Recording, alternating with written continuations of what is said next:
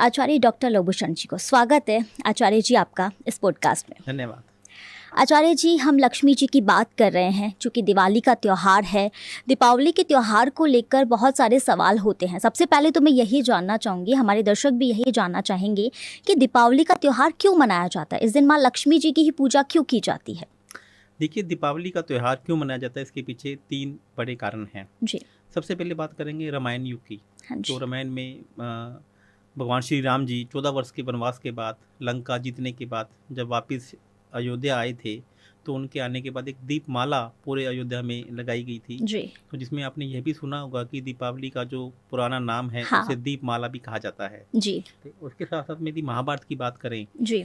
तो महाभारत में भी 5 पांडव जो जी। 13 वर्ष के वनवास के बाद इसी दिन वापस अपने नगर लौटे थे, तो वहाँ पे भी लोगों ने उनकी वापसी के लिए त्यौहार मनाया था। तो दीपोत्सव, दीपमालाएं लगाई थी।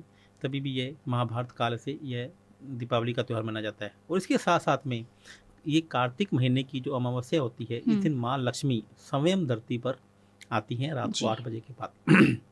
जिसमें आपने बोला कि माँ लक्ष्मी जी की पूजा क्यों की जाती है। तो सबसे पहले हमने बात की कि दीप क्यों लगाए जाते हैं। जी।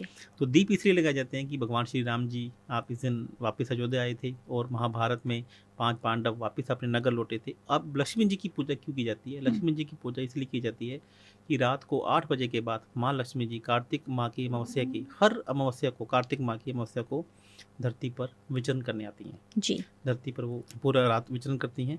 तो इस दिन हम हर आदमी को वैभव चाहिए, लक्ष्मी चाहिए, पैसा चाहिए। तो इस दिन हम सब माँ लक्ष्मी जी की विशेष पूजा करते हैं और उन्हें प्रसन्न करने के, जब वो यहाँ पे हमारे पास से विचरण करें, पास से देखें, तो हमें ये लगे कि माँ लक्ष्मी जी हमारे पास में चिरकाल तक रहे। इसलिए माँ लक्ष्मी जी की पूजा भी की जाती है और इसलिए दीपावली का त्यौहार भी मनाया जाता है। जी बिल्कुल, धर्म और सुख समृद्धि के लिए माँ लक्ष्मी जी की पूजा की जाती है। परंतु दीपावली के दिन माँ लक्ष्मी जी को प्रसन्न करने के लिए क्या कुछ विशेष किया जाए? तो सबसे पहले ये ध्यान रखना है कि माँ लक्ष्मी जो है वो चलायमान है। जी। तो जब भी आप कभी माँ लक्ष्मी जी की मूर्ति आप घर पे लगाना चाहें या तस्वीर लगाना चाहें, तो उनकी बैठी हुई फोटो आपको लेकर आनी है। अच्छा। उनकी खड़ी हुई फोटो या खड़ी हुई मूर्ति आपको मार्केट से नहीं लेकर आनी है, जी। क्योंकि वो पहले से चलायमान है, उनका स्वभाव टिकने का है ही नहीं है। आप देखो ना, जी। पैसा कभी रुकता है, कभी पैसा कभी आना जाना कभी चला नहीं। करता है। यदि आप चाहते हैं तो लक्ष्मी जी आपके पास लंबे समय तक रहें, तो लक्ष्मी जी की बैठी हुई की फोटो या मूर्ति या तस्वीर आप जी। उनकी लेकर आएँ। अब आप देखिए कि जब भी लक्ष्मी जी की आप पूजा करें, तो लक्ष्मी जी को कमल गट्टे पसंद हैं, लक्ष्मी जी को गुलाब के फूल, कमल का फूल, चंदन, धनिया, शंख, माँ लक्ष्मी जी का शंख, विष्णु जी का शंख, इन सब चीज़ों से माँ लक्ष्मी जी बहुत प्रसन्न होती हैं और बहुत आपकी तरफ आकर्षित भी होती हैं। तो उन चीज़ों को लक्ष्मी जी के पूजन के समय आप, लक्ष्मी जी जो थाली पूजन के समय आप लगाएं, तो आप उनके साथ में रखें। और इसके साथ साथ में माँ लक्ष्मी जी का जो वाहन है आउल, उल्लू, उसकी भी एक प्रतिमा, छोटी सी स्टैचू अपने साथ में रखें। और इसके साथ में नोटों की नई नई गड्डियाँ आपको जब भी आप पूजन करें उसके साथ में रखें, उनका भी पूजन करें। और 1 रुपये का नोट भी आपको यदि कहीं मिल जाए तो उसका भी आप पूजन करें और उसको भी अपनी तिजोरी में रखना ना भूलें। और इसके साथ साथ में फूल झाड़ू, जिसे लक्ष्मी जी का प्रतीक माना गया है, तो मार्केट से लेकर आएँ और उसको तिलक लगाएं, उसका भी पूजन करें और उसको नॉर्थ वेस्ट में 1 साल के लिए छुपा के रखते हैं जी। कि ये माँ लक्ष्मी है, हमने आपको स्थापित कर दिया है, आप हमारे घर में हमेशा वास करके रहें और बढ़ती रहें। तो 1 साल में अंदर उसको ऐसी जगह रखना है छुपा कर कि आप उसको देख ना पाएँ और अगली दीपावली में पुनः उन्हें दोबारा से विसर्जित करके नई झाड़ू वहाँ पे स्थापित करें। जी। और इसके साथ साथ में मैंने एक लक्ष्मी जी की पोटली भी बनाई है। अच्छा। मैं आपको दर्शकों के माध्यम से बताना चाहूँगा कि एक लक्ष्मी जी की पोटली, जिसमें माँ लक्ष्मी जी जब समुद्र मंथन के समय प्रकट हुई थी, तो जिन वस्तुओं के साथ में, जो आभूषण माँ लक्ष्मी जी ने पहन रखे थे या जो चीज़ें लक्ष्मी समुद्र मंथन में समुद्र से उनके साथ में निकली थी, तो जिसमें शंख हैं, कोड़ियाँ हैं, विष्णु कोड़ी है, लक्ष्मी कोड़ी है, गोमती चक्र है, या बहुत प्रकार के शंख हैं जो माँ लक्ष्मी जी को पसंद है विशेष प्रकार से। तो भी वो भी हमने, माँ लक्ष्मी जी का यंत्र है, माँ लक्ष्मी जी का सफेटी का श्री यंत्र है, इस प्रकार से बहुत सारी चीज़ें जो माँ लक्ष्मी जी को प्रिय हैं, हमने लक्ष्मी जी की पोटली में डाली हैं। यदि आप उस पोटली को भी इस दीपावली में अपने घर में स्थापित कर लेते हैं, तो माँ लक्ष्मी जी आपकी तरफ विशेष आकर्षित होंगी और उन विशेष प्रसन्न होंगी। जी बिल्कुल। आचार्य जी, आपने जिक्र किया कि माँ लक्ष्मी जी के वाहन के बारे में, उल्लू के लिए जो कहा आपने, माँ लक्ष्मी जी का वाहन उल्लू ही क्यों है, इसके पीछे क्या कहानी है? बहुत बढ़िया क्वेश्चन आपने पूछा। देखा, जैसा मैंने आपको बताया कि माँ लक्ष्मी जी हर साल हर वर्ष हाँ। कार्तिक माह की अमावस्या को पृथ्वी पर आती हैं। जी आप देखिए, कार्तिक माह की अमावस्या, अमावस्या का मतलब क्या, घोर अंधेरा। जी जिस समय एक होता है फुल मून डे जिसे हम बिल्कुल पूर्णिमा कहते हैं, और एक होता है नो मून डे जिसे हम अमावस्या कहते हैं। तो माँ लक्ष्मी जी ने कार्तिक माह की अमावस्या को चुना कि पृथ्वी पर विचरण करेंगे, तो जी इसलिए माँ लक्ष्मी जी की विशेष पूजा होती है। तो माँ लक्ष्मी जी को विचरण करने के लिए एक ऐसा वाहन चाहिए था जो हवा में उड़ भी सके और जिसको रात्रि में अच्छे दिख से भी दिखाई सके, दे। दिखाई दे। तो आप ऐसा वाहन बताइए कौन है? उल्लू ही है। उल्लू, ये जिसको दिन में तो नहीं दिखता है, हाँ, वो जिसको रात रात को में ही ही दिखता है, दिखता है। और वह पूरी रात ही नाइट में विचरण कर सकता है, और उसकी नज़र बहुत पारखी होती है और बहुत जी तेज़ी से वह उड़ भी सकता है। तो इसलिए माँ लक्ष्मी जी ने अपना वाहन उल्लू चुना। और इसके पीछे एक दूसरी मान्यता यह भी है कि जैसे अक्सर हम कहते हैं कि तू उल्लू का पट्टा है या ये हाँ है वो है, ऐसा भी कहा जाता है। बिल्कुल तो माँ लक्ष्मी जी को यह वरदान है कि आपने सुर और असुरों का चयन किए बिना जी सभी के पास समान रूप से रहना है। तो जब किसी के कर्म बहुत ज़्यादा खराब हो जाते हैं, हाँ तो शनि महाराज जी के कहने पे तो आदमी गलत डिसीजन लेता है, वह उल्लू का पट्टा बन जाता है और वह ओके पैसा उससे निकल कर अच्छे लोगों के पास चला जाता है। तो जी इसलिए भी माँ लक्ष्मी जी ने अपना वाहन उल्लू रखा। ये तो बहुत ही रोचक जानकारी आपने आचार्य जी दी है। सच में इनफैक्ट मुझे खुद को भी नहीं पता था कि उल्लू के पीछे ये कहानी है। जी। दरअसल आचार्य जी, माँ लक्ष्मी जी की पूजा को लेकर और विधि विधान को, समय को लेकर के काफ़ी चीज़ें चल रही है कि दिवाली के दिन शुभ मुहूर्त कौन सा है, उस दिन दिवाली के दिन हम किस समय पूजा कर सकते हैं। तो शुभ मुहूर्त भी आप एक बार दर्शकों को बताएं। जी, मैं बताना चाहूँगा कि जो इस साल 2 पंचांग मार्केट जी में चल रहे हैं। कुछ लोग कह रहे हैं कि 31 को दिवाली मनाई जाए बिल्कुल। या फिर 1 तारीख को दिवाली मनाई हाँ जाए। जी दीपावली हम 31 को मनाएंगे, जी लेकिन जो इसका शुभ मुहूर्त निकल रहा है वह 31 की रात को 12 बजे के बाद में निकल रहा है। जी तो जैसा कि मैंने आपको बताया कि लक्ष्मी जी को हमेशा यदि आप स्थिर काल तक रखना चाहते हैं तो लक्ष्मी जी का पूजन स्थिर लगन में होना चाहिए। जी लगन 3 प्रकार के होते हैं, मैं आपको पूरा डिटेल में इसके बारे में बताता हूँ। एक होता है चर लगन।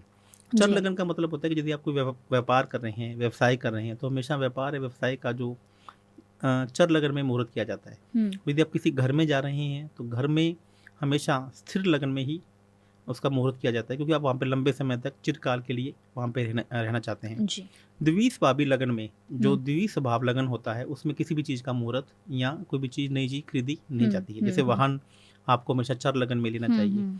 अब चर लगन क्या होता है? यदि आप प्रश्न कुंडली बनाएंगे तो प्रश्न कुंडली में उस वक्त जो भी 4 राशियाँ होती हैं, 1, 4, 7, 10, जिसे कहा जाता है मेष राशि, कर्क राशि, तुला राशि और मकर राशि, यदि यह लगन में बैठी हों तो इसका मतलब चर लगन चल रहा है। और यदि आपको स्थिर लगन देख रहा हो तो आपको 2, 5, 8 और 11 यह राशियां देखनी पड़ती हैं। 2 का मतलब वृषभ राशि, 5 का मतलब सिंह राशि, 8 का मतलब वृश्चिक राशि और 11 का मतलब कुंभ राशि। यदि लगन में बैठी हो तो इसका मतलब है कि स्थिर लगन है, और बाकी राशियां बैठी हो तो इसका मतलब है कि द्विस्वापी लगन है। तो जो स्थिर लगन में भी सबसे जो अच्छे लगन 3 लगन माने गए हैं, जिसमें वृषभ लगन, सिंह लगन और कुंभ लगन। जी तो अभी की मैं बात कर रहा हूँ, 31 तारीख की मैं बात कर रहा हूँ, तो 31 तारीख की रात को 12:50-51 से लेकर 3:11 तक सिंह लगन आ रहा है। ओके तो इसमें जो रात्रि की बात, क्योंकि माँ जो लक्ष्मी जी का जो विचरण है, मैंने क्या बोला था, रात को 8 बजे के बाद में होता है। बिल्कुल तो हमें उस वक्त से देखें तो जो सिंह लगन आ रहा है, तो स्थिर लगन एक ही आ रहा है रात्रि के समय। जी तो जो 12:51 से लेकर 3:14 तक रहेगा। जी यदि आप चाहते हैं और उस समय आप स्थिर लगन में माँ लक्ष्मी जी का पूजन करते हैं, तो माँ लक्ष्मी जी लंबे समय तक आपके साथ में रहेंगी, चिरकाल तक बनी रहेंगी। तो इस वक्त जो इसका मतलब ये हुआ कि जो 31 तारीख की रात को, मतलब 1 तारीख की सुबह 12:51 से लेकर 3:14 तक 11 तक आप माँ लक्ष्मी जी का पूजन करें, और माँ लक्ष्मी जी, गणेश जी और कुबेर जी को अपने प्रतिष्ठान में, अपने परिवार में लंबे समय तक मौजूद रहने का एक संकल्प करें और माँ लक्ष्मी जी की पूरी विधि विधान से पूजा करें। जी तो आप देखिए कि माँ लक्ष्मी जी का आशीर्वाद सदैव आप पर बना रहेगा। जी बिल्कुल। आचार्य जी, हिंदू धर्म के अनुसार सबसे बड़ा त्यौहार होता है हमारा दीपावली। ऐसे में सबसे बड़े यूँ कहें कि दिन भी इसी त्यौहार में होते हैं। 5 दिनों तक इस त्यौहार को मनाया जाता है। इसके पीछे का क्या महत्व है? देखिए कि सबसे बड़ा त्यौहार ये इसलिए बन गया क्योंकि 5 त्यौहार कंटिन्यूसली यहाँ पर आ गए हैं, जिसमें बिल्कुल। सबसे पहले धनतेरस आ गया, हम्म। फिर यम की दीपावली जिसे छोटी छोटी दीपावली दिवाली कहा जाता फिर है। दीपावली आ गया, हम्म। फिर गोवर्धन पूजा, और हम्म। फिर उसके बाद भैया भाई दूज। दूज। भाई दूज, यदि 5 दिन का त्यौहार एक साथ आने से यह सनातन धर्म का सबसे बड़ा त्यौहार बन गया। तो इसलिए दीपावली को अकेला दीपावली नहीं, महापर्व भी कहा जाता है, क्योंकि किसी भी 5 दिन तक कोई भी त्यौहार नहीं होता। कंटिन्यूसली नहीं रहता। यदि मैं नवरात्रों की बात करूँ तो माँ दुर्गा की पूजा उन 9 दिनों में लगातार होती है, लेकिन वो एक ही देवता की पूजा, उसके पीछे एक ही कहानी है। जी। लेकिन यहाँ पर 5 दिन त्यौहार बनने के पीछे 5 अलग अलग कहानियां हैं, 5 बिल्कुल। रोचक तथ्य हैं कि ये हाँ जी। 5 पर्व हाँ 5 दिन के लिए क्यों मनाए जाते हैं। जी। तो इसलिए इसको दीपावली को महापर्व कहा गया है कि ये 5 अलग अलग देवताओं की 5 अलग अलग कहानियां हैं। जी, इसी के साथ सबसे पहले आता है धनतेरस। धनतेरस को लेकर काफ़ी सारी भ्रांतियाँ भी हैं, मैं देख रही हूँ आजकल रील्स में कि धनतेरस के दिन वाहन नहीं खरीदने चाहिए, और इतना ही नहीं, और भी बहुत सारी चीज़ें ऐसी हैं जिनको बता रखा है कि नहीं खरीदनी चाहिए, जबकि धनतेरस के दिन तो हमें कुछ ना कुछ खरीदना होता है ना। इसको लेकर क्या कहेंगे? सबसे पहले तो मैं आपको बताना चाहूँगा कि धनतेरस होती क्या है, धनतेरस जी। क्यों मनाई जाती है। जी। जबकि लोग ये समझते हैं कि धनतेरस का मतलब है धन की वर्षा। हाँ जी। जी, जबकि धनतेरस का मतलब धन की वर्षा नहीं है। धनतेरस का मतलब है धन, यानी कि धनवंतरी। धनवंतरी। ठीक है, ओके। धनवंतरी जो आरोग्य के देवता हैं। इस दिन इनका जन्म हुआ था त्रयोदशी के दिन। जी। तो तेरस का मतलब यहाँ पे त्रयोदशी है, ओके। क्योंकि जो अमावस्या है ये पूर्णमासी के दिन, या जैसे 15वीं तिथि के दिन आती है, जी। उससे पहले 14 आती है। हाँ। और ये तेरस है। हाँ। तो धनतेरस का यहाँ पे मतलब है कि त्रयोदशी के दिन जो धन्वंतरी देवता जी का जन्म हुआ था, जो आरोग्य के देवता हैं, जिन्हें ये कहा जाता है कि आपने आरोग्य रहना है, जिन्होंने आयुर्वेदा लिखा था, तो उस दिन धनतेरस के दिन धन्वंतरी जी का जन्म हुआ था, तो इसलिए धनतेरस मनाई जाती है। जबकि ये कहा जाता है कि इस दिन लोहा नहीं लेना चाहिए, इस दिन राहु की कोई लेड या एल्यूमिनियम जैसी कोई चीजें नहीं लेनी हाँ, चाहिए। मैं भी सुनती आ रही हूँ। ठीक है, लेकिन वाहन जो है वो शुक्र है। जी। यदि आप गोल्ड लेते हैं तो वह गुरु है, चांदी लेते हैं तो वह राहु वह चंद्रमा है, जी। डायमंड लेते हैं तो फिर वह शुक्र है। तो आपको अच्छा। वाहन लेने से कहीं कोई मनाही नहीं है। मैंने देखा कि ऐसे बहुत बहुत छोटे छोटे जो हाँ। लोग हैं वो रील बनाने शुरू कर देते हैं कि यार आपको लक्ष्मी जी की आरती नहीं करनी चाहिए, उस पर भी हम आगे बात हाँ करेंगे। जी। हाँ जी। और धनतेरस को लोहा नहीं खरीदना चाहिए कि शुक्र लोहा है, जबकि शुक्र बिल्कुल भी वाहन है, वह शुक्र से देखा जाता है, वह शनि ग्रह से नहीं देखा जाता। आपको धनतेरस के दिन लोहा नहीं लेना है, सरसों का तेल या किसी भी प्रकार का खाने का तेल भी आपको मार्केट से नहीं खरीदना है, आपको झाड़ू नहीं खरीदनी है, आपको कोई भी ऐसी चीज़ नहीं खरीदनी है जिसका संबंध सीधा राहु से या फिर शनि से हो। झाड़ू किसे देखी जाती है? राहु से। सफाई का सामान आपको मार्केट से नहीं खरीदना है। अच्छा। आपको सिर्फ ऐसी वस्तुएं ही मार्केट से खरीदनी है जिससे धन और आरोग्यता में वृद्धि हो। आपको इस दिन किसी भी प्रकार से मार्केट से दवाई नहीं लेनी है। अच्छा। क्योंकि यह दवाई को डिटॉक्सिफिकेशन करने का दिन है, और आपको धनतेरस के दिन धन्वंतरी देवता जी की पूजा करनी है। हमारे जो घर के वास्तु के अनुसार नॉर्थ और नॉर्थ ईस्ट के बीच में एक जोन होता है, north of north east, north of north east जी। उन्हें धन्वंतरी जी का जोन कहा गया है। वहाँ पे यदि आप चाहते हैं कि आप आरोग्य रहें, निरोगी रहें, तो उस जोन में धन्वंतरी देवता जी की फोटो को स्थापित करें और एक ब्लू रंग का स्वास्तिक वहाँ पे बनाएं। और साथ में थोड़ी सी कनक जो कि सूर्य जैसे देखी जाती है, जिसे कनक जो इम्यूनिटी का कारगर भी है, तो कनक की ढेरी लगाकर उसको ऊपर एक दीपक जलाएं, और वह दीपक जलाकर भगवान श्री धन्वंतरी जी से प्रार्थना करें कि हमारे पूरे परिवार को निरोगी रखें, जो हमारी काया है बिल्कुल स्वस्थ रहे, हमारा शरीर बिल्कुल स्वस्थ रहे। यदि आप ऐसा करते हैं और धन्वंतरी जी का मंत्र ओम नमो धन्वंतरी स्वाहा, यदि यह मंत्र भी 108 बार कर लेते हैं, तो आप निरोगी भी रहेंगे और आपके पास हेल्थ और वेल्थ का आशीर्वाद भी आपके ऊपर हमेशा बना रहेगा। जी बिल्कुल। आचार्य जी, धनतेरस के बाद में आती है छोटी दिवाली, और इस छोटी दिवाली का क्या महत्व है? चूँकि इस दिन मैंने देखा है कि एक आटे का दिया बना कर के कुत्तों को खिलाया जाता है। कहते हैं, कुछ लोग ऐसे भी कहते हैं कुत्तों की दिवाली भी होती है।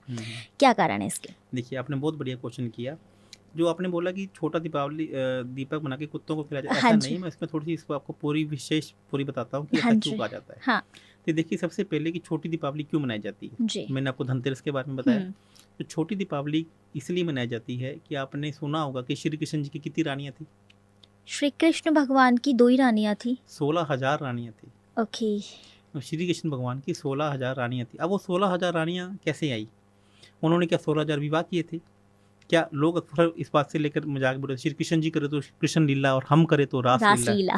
तो मैं बताना चाहूँगा दोस्तों, भगवान कृष्ण के बारे में आप क्या जानते हैं? आप कुछ भी नहीं जानते हैं। भगवान कृष्ण जी क्या हैं, वो उन्होंने आपके लिए, समाज के लिए क्या किया, तो उसकी एक छोटी सी कहानी मैं आज आपको बताना चाहूँगा कि छोटी दीपावली क्यों मनाई जाती है। एक नरकासुर नाम का एक राक्षस था। अच्छा। नरकासुर, जिसने 16,000 कन्याओं को अपने पास में बंदी बना कर रखा था जी। और उसने अपार शक्तियां लेने के लिए उसने इस बात का संकल्प लिया था कि मैं कार्तिक माह की अमावस्या की एक दिन पहले इन 16,000 कन्याओं की बलि दूंगा और जिससे भगवान खुश होकर या ऊपर वाले खुश होकर मेरे को बहुत वरदान देंगे और मैं आजीवन मेरे मृत्यु की पे विजय पालूंगा, यम पर मैं विजय पालूंगा जी। तो तब ये हाहाकार पूरे तीनों लोक में मचा। तो इसकी जिम्मेवारी भगवान श्री कृष्ण को दी गई कि आप जाकर नरकासुर जो राक्षस है इसका संहार करें। तब दीपावली से एक दिन पहले 14 के दिन भगवान श्री कृष्ण ने नरकासुर जो राक्षस था उससे युद्ध किया और उसका संहार किया और उन 16,000 कन्याओं को वहां से छुड़वाया। तब 16,000 कन्या भगवान श्री कृष्ण जी के चरणों में लेट गई। तो उन्होंने बोला कि हमें आप शरण दीजिए, अब हम कहाँ जाएं, हमें तो कोई स्वीकार भी नहीं करेगा क्योंकि हम यहाँ पे काफ़ी लंबे समय से पिछले यहाँ पे बंदी हैं। तो भगवान श्री कृष्ण जी ने उन्हें अपने द्वारका में लेकर गए और उन्होंने बोला कि आप यहाँ पे रहें और आज से मेरा जीवन, जो आपका जीवन संभालने की जिम्मेवारी मेरी है। और उन्होंने उन लड़कियों ने, उन नारियों ने मन ही मन भगवान श्री कृष्ण को अपना जीवन साथी मान लिया और उनके बाद उन्होंने कभी भी विवाह ना करने का संकल्प लिया। तो इसलिए कहा जाता है कि भगवान श्री कृष्ण के 16,000 उनकी रानियां थी, जबकि ऐसा नहीं है कि उन्होंने 16,000 विवाह अलग अलग रानियों से किए। और इसलिए भी इसको नरकासुर के यम की दीपावली कहा जाता है। यम, यदि आपको मृत्यु का भय लग रहा है, यदि आप चाहते हैं कि मृत्यु का भय आप ऊपर ना रहे और आपको यमलोक की प्राप्ति ना हो, तो आपको एक मिट्टी का दीपक बनाना है। इसमें सरसों का तेल डालना है, उसमें 1 रुपए का सिक्का और एक छोटी सी कोड़ी, आपको सफ़ेद कोड़ी डालकर 14 दीपक आपको जलाकर आने होते हैं किसी भी चौराहे पे या फिर किसी भी एक ऐसी जगह पे, किसी भी गंदे नाले के पास में या फिर अपने घर के एक ऐसी जगह पर जहाँ पर आपने एक बार दीपक जला दिया तो उसके बाद दीपक आपको दोबारा दिखना नहीं चाहिए। आप मेरी बात को समझ रही हैं जी। तो इसमें क्या था, मैंने क्या बोला कि 14 दीपक भी जला सकती हैं आप, चाहे एक दीपक भी जला सकते हैं। तो दीपक को आपको ऐसी जगह जलाना है गंदे नाले के पास में या फिर ऊपर अपने घर के ऐसे कोने में जहाँ पर दीपक दोबारा आपको ना दिखे। उसके अंदर एक सिक्का डालना है 1 रुपए का और साथ में कोड़ी डालनी है और भगवान यम से आपको प्रार्थना करनी है। यह जो दीपक है हमेशा दक्षिणी मुखी होना चाहिए और दक्षिण दिशा की तरफ ही होना चाहिए। यदि आप अपने घर पे भी जलाते हैं तो घर पर भी आपको दक्षिण दिशा में और दक्षिण मुख करके ही यह दीपक को जलाना है। ऐसा नहीं कि आप उसको कहीं भी पूर्व में, पश्चिम में, उत्तर में रख दिया, क्योंकि यम की दिशा है वह दक्षिण है। और उस दिन क्योंकि यम और जो इनका वाहन है वह कुत्ता है, तो इसलिए ये भी कहा जाता है कि कुत्ते की जितनी आप सेवा करेंगी उतने आपके पाप कटेंगे, मृत्यु का भय कटेगा और आपके जो स्वर्ग लोक जाने के रास्ते भी खुलेंगे। यदि आपने जाने में किसी का दिल दुखाया है तो कहीं पे भी आप उनसे भगवान यम से उसकी माफ़ी मांग के दीपक जलाइए और कुत्तों की सेवा कीजिए। तो इसलिए जो छोटी दीपावली है मनाई जाती है और इस दिन आपको कोई भी सामान मार्केट से नहीं लेकर आना है, चाहे वह शुभ है चाहे वह अशुभ है। किसी राहु, शनि, सूर्य, चंद्र, मंगल किसी भी प्रकार का सामान आपको मार्केट से नहीं लेकर आना है। आचार्य जी, बिल्कुल मुझे बिलीव नहीं हो रहा कि इतनी अच्छी जानकारी आपने दी है। दर्शकों के लिए बहुत ज़्यादा अच्छी जानकारी है ये। आचार्य जी, हमने जैसा कि थोड़ी देर पहले जिक्र भी किया था और मैं कई दिनों से देख रही हूँ, चूँकि दीपावली का त्यौहार है तो कई रील्स देखी जा रही है, उसमें कई एस्ट्रोलॉजर है जो ये कहते हुए नज़र आ रहे हैं कि माँ लक्ष्मी जी की दिवाली के दिन आरती नहीं की जाती है या नहीं करना है। क्या वाकई दिवाली के दिन हम माँ लक्ष्मी जी की आरती नहीं कर सकते? आप मुझे एक बात बताइए पूजा जी, कि जब भी अपने किसी की आरती करते हैं तो आरती में क्या बोला जाता है? आरती में सामने वाले देवता का गुणगान किया जाता है, बिल्कुल सही सामने है। वाले देवता की तारीफ की जाती है जी। तो जब भी मैंने भी कुछ रीलें देखी उसमें ये बताया गया है कि इस दिन जब भी आप कोई पूजा खत्म करते हैं तो आपको ये कहा जाता है कि आरती करने के बाद आप लक्ष्मी जी को प्रस्थान करते के लिए बोला जाता है। अरे भैया अनजान लोगों, अरे देव जो हमको जिनको नहीं पता है, ऐसी रीलें सुनकर ना गुस्सा आता है। हमेशा कभी भी जब आरती करने से पहले ये बोला जाता है कि माँ लक्ष्मी जी, कुबेर जी और गणेश जी को छोड़कर बाकी देवता अपने अपने स्थान पर प्रस्थान करें कभी भी लक्ष्मी जी को, गणेश जी को और कुबेर जी को जाने के लिए नहीं कहा जाता है। तो अभी हमेशा आरती करनी चाहिए, और आरती करने से पहले ये कहा जाता है कि मैंने बोला जी। कि बाकी जितने भी देवता हैं अपने अपने स्थान पर प्रस्थान करें, हाँ। और माँ लक्ष्मी जी, गणेश जी और कुबेर जी यहाँ पर आप लंबे समय तक रहें। और आरती आपको पूरे जोश और तन के मन के साथ में करनी चाहिए। किसने कह दिया कि आरती नहीं करनी चाहिए? कहाँ किस शास्त्रों में लिखा है? या शास्त्रों में लिखा है तो उसकी पुस्तक का प्रमाण हमें दें।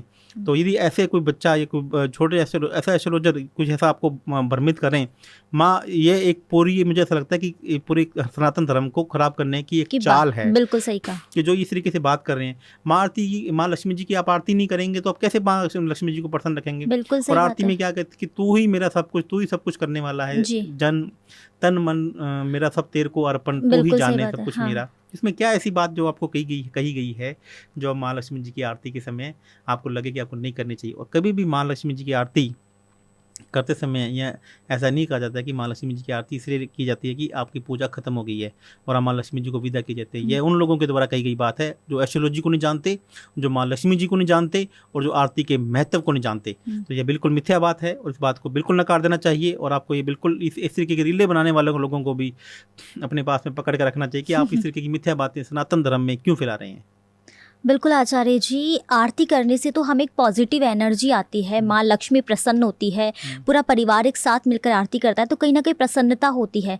लेकिन आचार्य जी ने जिस प्रकार कहा कि ऐसी रील्स या ऐसी चीज़ें देख के भ्रमित ना हो, आपको दीपावली के दिन माँ लक्ष्मी जी की आरती करनी है।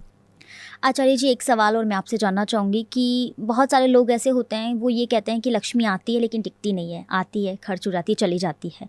ऐसे हमें क्या उपाय करने चाहिए कि लक्ष्मी जी हमारे पास लंबे समय तक रुके और खूब सारी लक्ष्मी हमारे पास आए? देखो, जैसा मैंने आपको पहले बता दिया कि लक्ष्मी जी का पूजन करना है, लक्ष्मी जी की आरती करनी है, और लक्ष्मी जी का पूजन करते समय आपको क्या क्या चीज़ें, क्या क्या वस्तुएं आपको अपने पास में रखनी चाहिए। इसके साथ में मैं आपको एक बहुत बढ़िया आज एक उपाय बताता हूँ जिससे माँ लक्ष्मी आपके पास लंबे समय तक रहेंगी और माँ लक्ष्मी जी के साथ में गणेश जी का भी आशीर्वाद आपको हमेशा बना रहेगा। आपको क्या करना है कि माँ लक्ष्मी जी का पूजन करते समय अपने आप यदि प्रतिष्ठान में कर रहे हैं तो वहाँ पर केसर से भगवान गणेश जी का स्वास्तिक बनाइए। अच्छा, केसर से? केसर से। और जब भी आप स्वास्तिक बनाएं तो आप ये ध्यान रखें कि आपका चंद्र स्वर चल रहा हो। जैसे अभी मेरा चंद्र स्वर चल रहा है तो चंद्र स्वर का मतलब है कि राइट नहीं, लेफ्ट नोजल चल रही हो।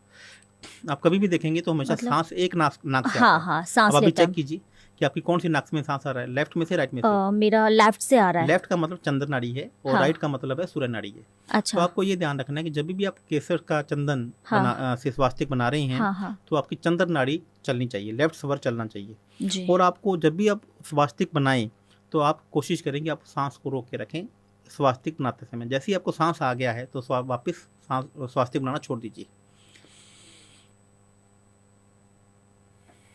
ओके। सांस रोक के आपको स्वास्तिक बनाना है।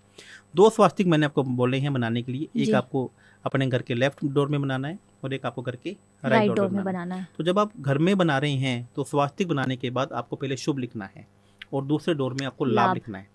तो मैंने क्या बोला है कि जब भी आप स्वास्तिक बनाए तो आपको क्या लिखना है? शुभ लिखना है और लाभ लिखना है। और जैसे ही आप अपने प्रतिष्ठान में बना रहे हैं तो आपको पहले लाभ लिखना है।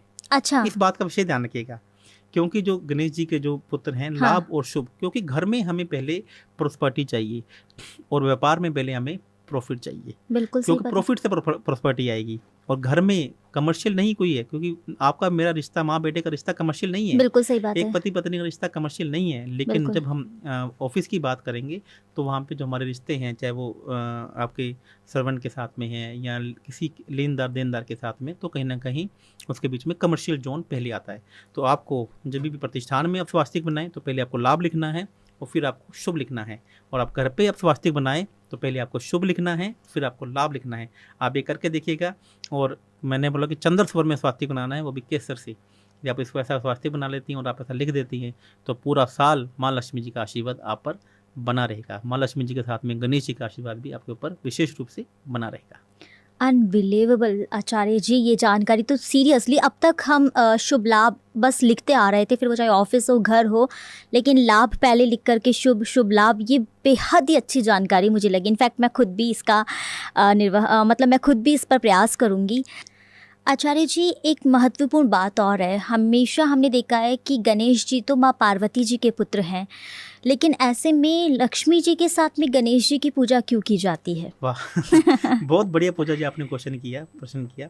मैं बताना चाहूँगा कि एक बार माँ लक्ष्मी जी, पार्वती जी और सरस्वती जी तीनों इकट्ठी बैठी थी। तो लक्ष्मी जी और पार्वती जी लक्ष्मी जी और सरस्वती जी माँ पार्वती को कहने लगी हाँ। कि तेरे तो दो पुत्र हैं और हमारे अच्छा। पास तो एक भी पुत्र नहीं। कि तेरे तो दो पुत्र हैं और हमारे पास तो एक भी पुत्र नहीं है। तो अब देखिए कि क्या ये संजोग है कि हम किसको अपना पुत्र कहें। जी। तो चूंकि कार्तिकेय जी तो पहले ही माँ पार्वती जी से रूठ कर कहीं चले गए थे, आपको मालूम है कि उनको चले गए थे, तो गणेश जी उनके पास में रहे। तो उन्होंने तुरंत गणेश जी को बुलाया और उनको माँ लक्ष्मी जी की और माँ पार्वती जी की गोद में बिठा दिया। अच्छा। तो उन्होंने बोला कि आज के बाद जहाँ जहाँ आपकी पूजा होगी वहाँ गणेश जी और आपके साथ में रहेंगे और आपके जो भक्तों को उनको भी आशीर्वाद प्रदान करेंगे। तो इसलिए आप देखेंगे कि जहाँ जहाँ माँ लक्ष्मी जी की पूजा होती है वहाँ गणेश जी की पूजा होती है, जहाँ जहाँ माँ सरस्वती जी की पूजा होती है वहाँ भी माँ गणेश जी की पूजा होती है। तो लक्ष्मी जी धन देने वाली हैं, लेकिन धन आएगा कैसे? धन बुद्धि से आएगा। बुद्धि के देवता भगवान गणेश जी को कहा गया है। तो इसलिए, और धन के देवता कुबेर, जिसे देवताओं का खजांची भी कहा गया है, तो इसलिए तीनों देवताओं की पूजा लक्ष्मी जी, गणेश जी और कुबेर जी की दीपावली के दिन की पूजा होती है। और जब भी आप पूजा समाप्त करें तो आप कहें कि ये लक्ष्मी जी, गणेश जी और कुबेर जी, आप मेरे स्थान जो प्रतिष्ठान है या मेरे परिवार में लंबे समय तक रहें, और बाकी देवी देवता को आप आह्वान करें कि आप अपने अपने स्थान पर प्रस्थान करें। तो इसलिए लक्ष्मी जी के साथ में गणेश जी की पूजा होती है। बिल्कुल आचार्य जी, मुझे लगता है कि इतनी अच्छी जानकारी कोई एस्ट्रोलॉजर नहीं दे सकता। इतने पंडितों के साथ में बैठी हूँ, इतने गुरुजन हैं, बावजूद उसके आज तक मुझे ये जानकारी किसी ने नहीं दी। ट्रस्ट में आचार्य जी, मुझे ये जानकारी मिलकर बेहद खुशी हो रही है। इसी के साथ हम बात करें, दीपावली पूजन की हो गई है, अब गोवर्धन पूजा भी होती है, और इस दिन मतलब गोबर का एक मतलब चित्र सा बनाया जाता है, गोवर्धन बनाया जाता है और उनकी पूजा की जाती है, परिक्रमा दी जाती है। क्या महत्व है इस दिन का? गोवर्धन क्या? गोवर्धन का मतलब गोवर्धन पर्वत। जी बिल्कुल। जैसा कि आप सबको मालूम है कि भगवान श्री कृष्ण ने जब इंद्र अपने अभिमान में आकर उन्होंने लगातार बारिश शुरू कर दी थी भगवान श्री कृष्ण के गांव में, तब उन्होंने चैलेंज लिया था कि मैं पूरे के पूरे गांव को डुबो दूंगा, या मैं इतनी बारिश करूंगा कि कोई भी यहाँ पर बच नहीं पाएगा। तब भगवान श्री कृष्ण ने एक अपनी उंगली पर गोवर्धन जो पर्वत है उनसे रिक्वेस्ट की कि आप आए और यहाँ पे सभी लोगों के मेरे को इनकी जान बचानी है। तो गोवर्धन जी ने उनकी बात को मानते हुए भगवान श्री कृष्ण की जो सबसे छोटी उंगली है वहाँ पर उन्होंने अपना स्थान ग्रहण किया, और पूरे के पूरे ग्रामीण वासी गोवर्धन के पेड़ के नीचे आकर अपनों अपनी जान बचाई। तो तब वो इंद्र देवता की बारिश भी उनका कोई भी नुकसान नहीं कर पाई। तो तभी से यह मान्यता है कि इस दिन गोवर्धन जी की और भगवान श्री कृष्ण जी की पूजा की जाती है। बिल्कुल। आचार्य जी, भाई दूज का पर्व क्यों मनाया जाता है? आज तो पूजा जी लगता है कि पूरा का पूरा ज्ञान का भंडार आप लेके रहेंगी। ज्ञान तो आपके पास है आचार्य जी, मेरे तो केवल सवाल है। जी वाह जी वाह। एक पुरानी कथा के अनुसार कि भगवान सूर्य के दो बच्चे थे, जिसमें एक यम और एक यमुना। अच्छा। यम जिसे यमराज जी कहा जाता है, और यमुना जो यमुना नदी, जो तीन नदियां हैं जिसे गंगा, यमुना, सरस्वती, जो सरस्वती लुप्त हो गई थी किसी श्राप के कारण, उसके बारे में कभी बाद में बात करेंगे। तो यमुना जो नदी है तो वह भगवान सूर्य की पुत्री हैं। क्या आपको जानते थे पहले ये? जी मैं जानती थी। जी, तो यम जो कि भगवान सूर्य के पुत्र हैं, और शनि भी यमराज जी के भाई हैं। हाँ। तो एक बार जब इनके जो पुत्र थे, दो संतानें थी, यम और यमुना। तो जो वह भगवान सूर्य की जो पत्नी थी संध्या, उनके तेज को यह सहन नहीं कर पाई थी। जी। तो संध्या ने अपना एक रूप और बनाया जिसे छाया भी कहा गया है। अच्छा। तो उनको ये आप जिम्मेवारी लगाई कि आपको यम और यमुना दोनों को आपने इनको संभालना है। लेकिन उस संध्या की छाया का उन संतानों से कुछ ज़्यादा मोह नहीं था। जी। लेकिन यम और यमुना का आपस में, जो दोनों भाई बहनों का आपस में जो प्रेम था वह जग जाहिर था। जी। तो धीरे धीरे बड़े हो गए, तो यमराज जी को अपना राज्य संभालना था और यमुना जी को अपना कार्य संभालना था। जी। तो यमुना जी हर बार उनकी प्रार्थना करती थी कि आप मेरे पास आएँ और अपना भाई बहन मिलने चाहिए। तो एक बार अचानक से उनका मन बना, तो कार्तिक जो अमावस्या है कि शुक्ल की द्वितीया को यमुना माता जी से मिलने के लिए उनके निवास स्थान पर पहुंचे। तो यह देखकर यमुना जी बहुत प्रसन्न हुई और उन्होंने यमराज जी का बहुत अच्छे ढंग से आतिथ्य किया, उनका सरोकार किया और बहुत उनके हाथों में रक्षा सूत्र भी बांधा। तो यह देखकर यम महाराज जी बहुत प्रसन्न हुए। उन्होंने पूछा यमुना जी से कि आप कोई भी एक वर आप मुझसे मांग सकती हैं। तब जी। उन्होंने ये बोला कि मुझे और कुछ नहीं चाहिए, मुझे आप चाहिए। तो आप बिल्कुल। शुक्ल पक्ष की जो द्वितीया को आप हर वर्ष मेरे पास आएँ हम्म, और मेरे से राखी बंधा के रक्षा सूत्र बंधा कर आप जाएं। जाए। तो इसलिए कहा जाता है कि जो दीपावली की द्वितीया, जो शुक्ल पक्ष की द्वितीया है, इसको यम द्वितीया भी कहा जाता है। और इस दिन यमुना जी अपने भाई को रक्षा सूत्र बांधती हैं।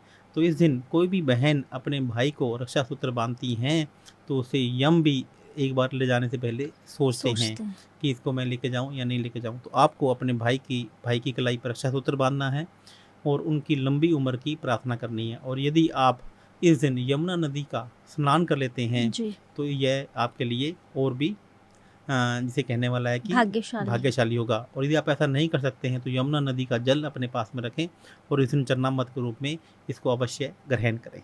जी आचार्य जी, बेहद अच्छी जानकारी आपने दी है। सभी दर्शकों को आचार्य जी की ओर से और हमारी ओर से दीपावली की ढेरों सारी शुभकामनाएं। जय श्री राम। धन्यवाद।